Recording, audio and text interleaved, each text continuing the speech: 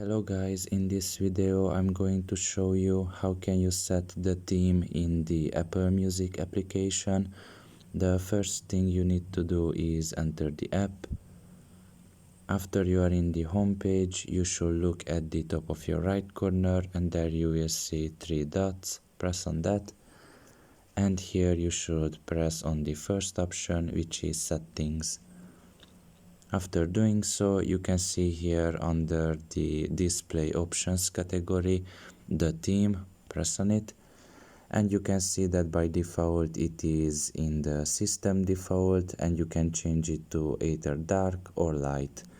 Now dark is exactly the same as the system default and light is going to be white, obviously.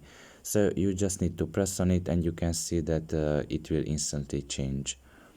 So yeah, basically this is all about it. I hope this video was helpful to you. Thank you for listening and see you next time. Bye bye.